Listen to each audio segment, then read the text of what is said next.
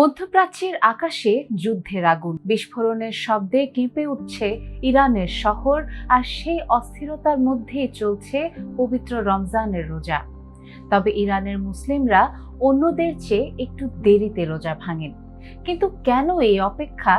চলুন জেনে নেওয়া যাক। রমজান জুড়ে মুসলমানরা ভোর থেকে সূর্যাস্ত পর্যন্ত রোজা রাখেন।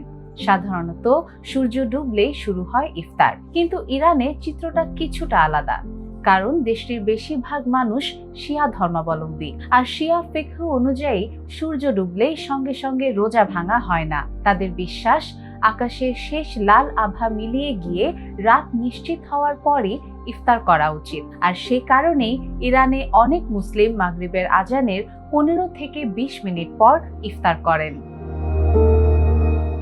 ইফতারের খাবারেও আছে আলাদা স্বাদ। আমাদের মতো ঠান্ডা শরবত নয়, অনেক ইরানি গরম চা দিয়ে ইফতার শুরু করেন। সঙ্গে থাকে খেজুর, ফলমূল, রুটি, পনির, মধু, খিচুড়ি, কোফতা, কুকু, ভিন্ন স্বাদের জিলাপি, হালিম আর জাফরান দেওয়া শোলেজার্ড। রমজানে ইরানের শহরগুলোতে দেখা যায় আরেক দৃশ্য। অনেক মানুষ খাবার ও পানীয় নিয়ে রাস্তায় দাঁড়িয়ে পথচারীদের আপ্যায়ন করেন। এই আতিথেয়তাও তাদের রমজান সংস্কৃতির অংশ।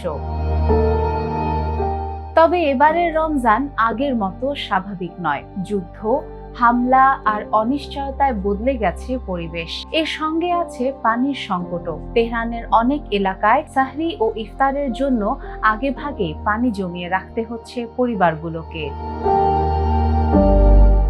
সব মিলিয়ে ইরানে দেরিতে ইফতার করা শুধু ধর্মীয় রীতি নয়, এটা বিশ্বাস ও সংস্কৃতিরও অংশ। তবে এবারের রমজানে সেই চিরচেনা ইফতারও যেন যুদ্ধের ধুলোয় ঢেকে গেছে। ঘরে ঘরে ইবাদত, শোক আর অনিশ্চয়তার মাঝেই ইরানিরা রোজা রাখছেন, অপেক্ষা করছেন অন্ধকার নেমে আসার, তারপর ইফতারের। তাই আজকের ইরানে রমজান এখন শুধু ইবাদত ও রোজার সময় নয়, বরং ধৈর্য, সংকট ও টিকে থাকার এক জটিল পরীক্ষার নাম।